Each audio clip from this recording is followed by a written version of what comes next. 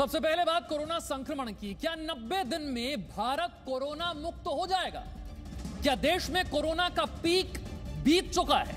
Experts और doctor मानते हैं कि कोरोना संक्रमण के उच्चतम स्तर को, जो पीक है, भारत ने हासिल कर लिया है और टेस्ट के आंकड़े हर रोज बढ़ने के बावजूद संक्रमण के मामले अब कम होते नजर आ रहे हैं। 24 घंटे में रिकॉर्ड 57,584 लोग संक्रमण से ठीक हो गए हैं। यह संक्रमित का आंकड़ा नहीं है, ठीक होने वालों का आंकड़ा है। 57,584 लोग 24 घंटे में ठीक हो गए हैं। 55,079 नए केस आए हैं और पिछले 5 दिन से कोरोना संक्रमण के आंकड़े घट रहे हैं। स्वास्थ्य मंत्रालय कोरोना संक्रमण से होने वाली मृत्यु दर में लगातार कमी की बात कर रहा है। देश में कोरोना संक्रमण से ठीक होने वाले मरीजों की दर हो गई है 73.17%, 73.17। यह है रिकवरी रेट, ठीक होने वालों की दर।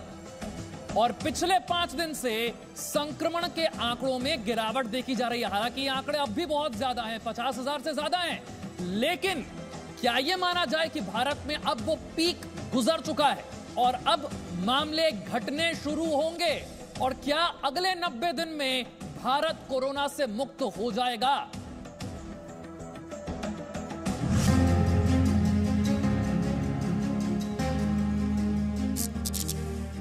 कोरोना संक्रमण मुक्त भारत का काउंटडाउन शुरू हो चुका है। कोरोना के खिलाफ लड़ाई में भारत ने बड़ी जीत हासिल की है। केंद्रीय स्वास्थ्य मंत्रालय के मुताबिक इस वक्त देश में कोरोना संक्रमण के कुल केस में सिर्फ 25% एक्टिव केस है और औसत रिकवरी हर रोज 55,000 के करीब है। कोरोना संक्रमण से ठीक होने वाले मरीजों की संख्या 19,70,000 से ज्यादा है, जो एक्टिव केस से 2.93% ज्यादा है। कि जो रिकवर्ड पेशेंट्स हैं, यानी ऐसे मरीज जो ठीक हो गए, भले चंगे हो गए, वो लगभग 20 लाख अब पहुंचने वाले हैं। 19,70,000 हो गए हैं और कुल एक्टिव केसेस के लगभग 3 गुना रिकवर्ड केसेस हो गए हैं। 2.93 times of active cases are the recovered cases. देश को कोरोना संक्रमण पर यह बड़ी जीत हासिल हुई है।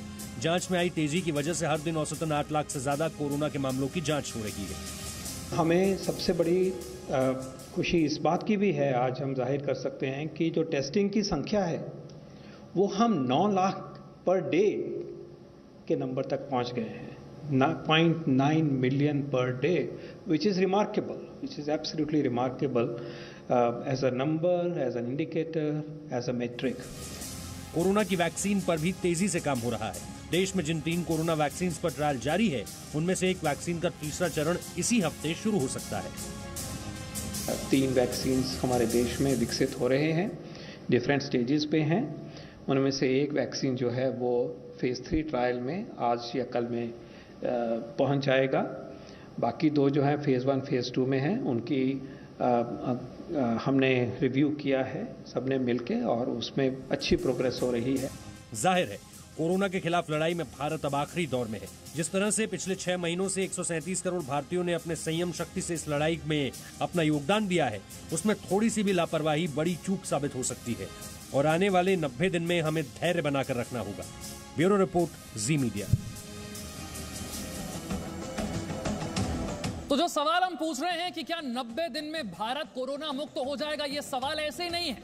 पिछले कुछ दिनों के डेटा को अगर आप एनालाइज करें, उसका विश्लेषण करें, तो इसकी तरफ इशारा मिलता है। आइए आपको डेटा जरा समझाने की कोशिश करते हैं। 24 घंटे में कोरोना संक्रमण के कैसे मामले जो हैं वो बदल रहे हैं। 15 जुलाई की हम बात करें और वहां से लेकर 18 अगस्त तक, देखिए 15 जुलाई से अगर हम शुरू करें, उस वक्त 24 घंटे में मामले आ रहे थे 29,000 के करीब। इसके बाद 10 दिन आगे बढ़िए, 48,000 मामले आने लगे।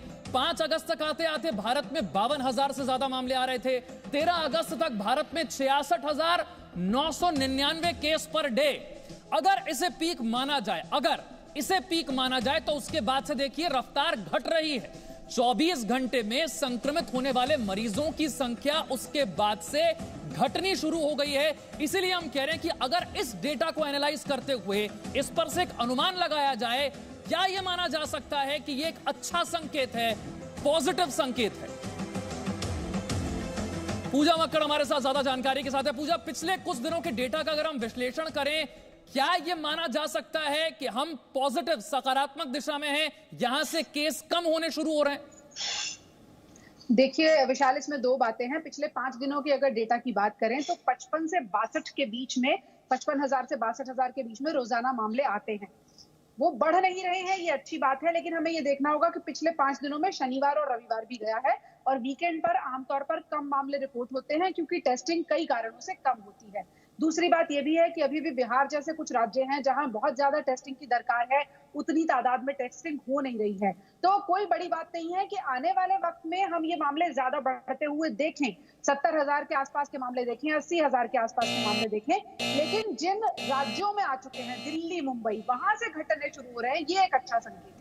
ठीक है, यानी कि आने वाले दिनों में क्या होगा गारंटी से नहीं कहा जा सकता, लेकिन अब तक अगर पुराने डेटा को, पिछले कुछ दिनों के डेटा को हम एनालाइज करें, एक बार फिर से उन आंकड़ों पर भी आपको लेकर जाएंगे, कैसे हम ये कह रहे हैं कि इन आंकड़ों के जरिए अगर आप विश्लेषण करने की कोशिश करें तो लगता है, ऐसा माना जा सकता है कि धीरे धीरे रफ्तार कम होनी शुरू हो रही है। देखिए कोरोना संक्रमण की जांच में कैसे तेजी आई, यानी कि हर रोज हम कितने टेस्ट कर रहे हैं उसमें तेजी कैसे आ रही है। 21 जुलाई के डेटा को देखें, 3,43,000 के करीब हमने टेस्ट किए 21 जुलाई के दिन। 28 जुलाई तक आते आते 4,08,000 टेस्ट प्रतिदिन। 4 अगस्त तक आते आते 6 लाख से ज्यादा टेस्ट।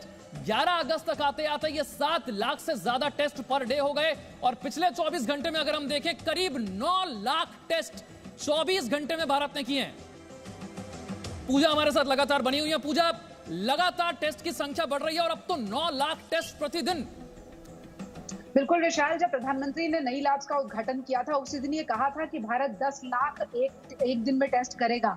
बहुत जल्दी हम ये भी देखेंगे कि आने वाले दिनों में 10 लाख टेस्ट हो रहे हैं। अच्छी बात यह है कि उस अनुपात में मामले नहीं बढ़ रहे हैं। और अगर आज की बात करें तो देश में कुल मामले 28 लाख के करीब हैं, जिनमें से तकरीबन 20 लाख लोग ठीक हो चुके हैं। यानी जो संक्रमित लोग हैं, अगर सिर्फ उनकी बात करें तो वो 8 लाख के अंदर अंदर का आंकड़ा है और कुल आंकड़ों में ये आंकड़ा बहुत कम है। इसे हम बेहद काबू वाली स्थिति तो कह सकते हैं। और उन शहरों के लिए अच्छी स्थिति है जहां एक बार मामले बहुत तेजी में आए, जैसे मुंबई या दिल्ली। अब बाकी शहरों को भी इस हालत के लिए तैयार रहना होगा और वहां भी मामले घटेंगे, ये नजर आने दिल्ली और मुंबई से पॉजिटिव संकेत मिल रहे हैं। अब आपको बताते हैं मरीज जो रिकवर हो रहे हैं उनका रिकवरी रेट किस तेजी से भारत में बढ़ रहा है, किस तरह से देश में यह आंकड़ा बढ़ता जा रहा है। एक बार फिर से जरा डेटा पर नजर डालते हैं, रिकवरी रेट भारत में कैसे बढ़ा।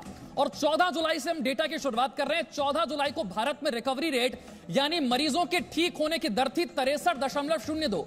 यहां से 28 जुलाई तक आते आते यह रेट बढ़ गया 64.24 पर। 4 अगस्त तक भारत में रिकवरी रेट पहुंच गया 66.31%।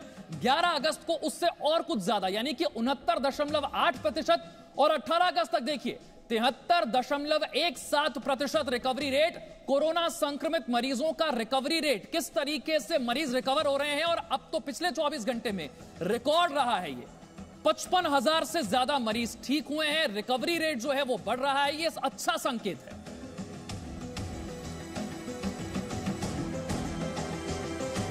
और अब आपको कोरोना की जन्मस्थली की 2 तस्वीरें दिखाते हैं। पूरी दुनिया जानती है कोरोना वायरस चीन के वुहान शहर से फैला। वुहान में 27 दिसंबर 2019 को पहला केस आया और उसके बाद कोरोना वायरस के आतंक की वुहान से आई खौफनाक तस्वीरें पूरी दुनिया ने देखी। लेकिन 8 महीने के बाद उसी वुहान से आई यह तस्वीर पूरी दुनिया को हैरान कर रही है। वुहान के पॉपुलर माया बीच वाटर पार्क में इलेक्ट्रॉनिक म्यूजिक फेस्टिवल चल रहा है। और ऐसे में अब यह सवाल सबके सामने है कि जब कोरोना की जन्मस्थली संक्रमण से मुक्त हो गई है तो क्या दिल्ली, मुंबई जैसे हमारे बड़े महानगरों के लोगों को इसी तरह आनंद उठाने का मौका कितने दिनों के बाद मिलेगा। ये वो शहर है जहां से पूरी दुनिया में कोरोना वायरस फैला। वहां आप देखिए ना कोई सोशल डिस्टेंसिंग नजर आ रही है, ना लोगों के चेहरे पर मास्क नजर आ रहे हैं। और आगे बढ़ते हैं, देश में कई हिस्सों में बारिश हो रही है। महाराष्ट्र से लेकर उत्तर प्रदेश, बिहार तक कहीं बारिश है तो कहीं बाढ़ जैसे हालात ने लोगों की मुश्किलें बढ़ा दी है। देश के अलग अलग राज्यों से बाढ़ की तस्वीरें आपको दिखाते हैं। कोल्हापुर में लगातार बारिश की वजह से लोगों का संघर्ष बढ़ गया है। सड़क संपर्क बुरी तरह से प्रभावित है।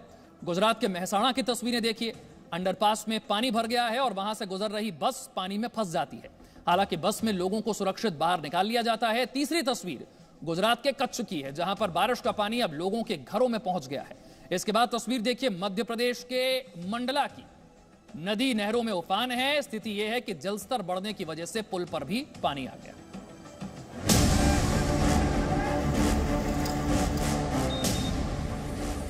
देश के कई राज्यों के लिए बारिश राहत नहीं बल्कि आफत बनकर आई है। कहीं घर दफ्तर पानी से भरे हुए हैं तो कहीं नदी के ऊपर बना पुल ही पानी में डूब चुका है।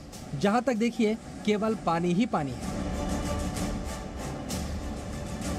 आंध्र प्रदेश के कई इलाकों में बाढ़ जैसे हालात बने हुए हैं। खेतों में पानी है, फसल बर्बाद हो चुकी है। मुख्यमंत्री वाईएस जगनमोहन रेड्डी ने बाढ़ से प्रभावित पूर्वी और पश्चिमी गोदावरी जिले का हवाई दौरा कर हालात की जानकारी दी। महाराष्ट्र के कोल्हापुर में लगातार बारिश की वजह से कई गांवों में पानी भर गया है। सड़कें पानी में डूब गई हैं और इन हालातों में लोगों की परेशानी का अंदाजा आप तस्वीरों से लगा सकते हैं। लोगों को पानी में चलकर दूध पहुंचाना पड़ रहा है क्योंकि सड़क पर पानी होने की वजह से गाड़ियां गांव तक नहीं पहुंच सकती। गुजरात में बाढ़ बारिश से हालत गंभीर है। सूरत के बारडोली इलाके में सड़कों पर पानी जमा हो गया। इससे लोगों को परेशानी का सामना करना पड़ रहा है। गिर के सोमनाथ में भी तेज बारिश हुई।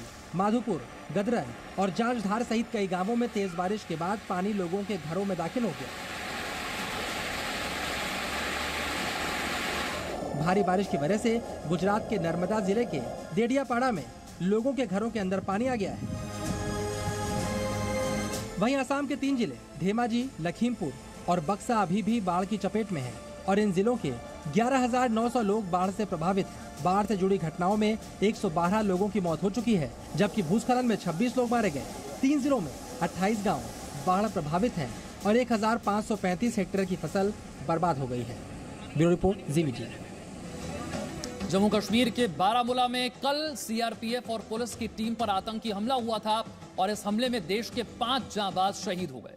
हमले में शहीद हुए सीआरपीएफ के 2 जवानों का पार्थिव शरीर आज पटना पहुंचा, जहां जवानों को राजकीय सम्मान के साथ उन्हें श्रद्धांजलि दी गई।